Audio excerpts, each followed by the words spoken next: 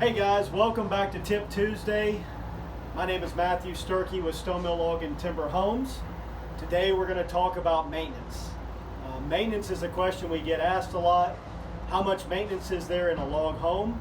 And the answer to that question is that maintenance in a log home is going to vary.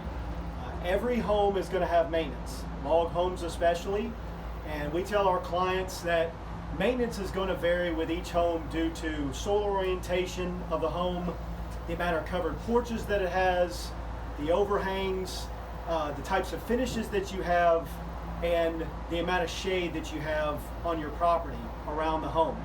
So those variables are going to contribute to the amount of maintenance that you have down the road and long term.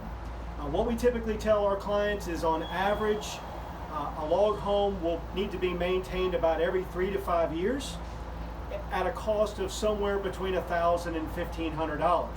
If you're a do-it-yourselfer, you would typically use products like Sashco's Cascade Clear Top Coat. You would clean the structure, give it a good pressure clean, and then either brush or spray on the Cascade Clear Top Coat as your UV and water protection every 3 to 5 years on average.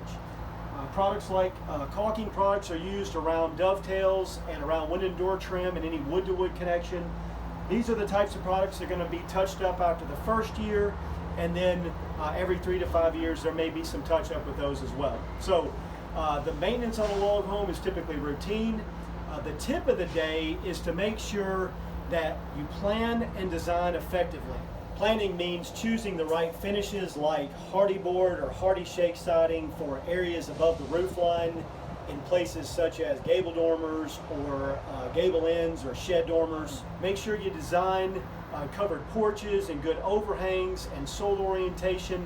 Make sure landscaping is planted away from the house so that you don't have bushes and shrubs growing against the house. Make sure irrigation systems are not going to spray the structure and that they're spraying away from the house. So those are just a few of the many tips that we go through with our clients in planning and design to help lower the long-term maintenance, and those are the things that will help you down the road.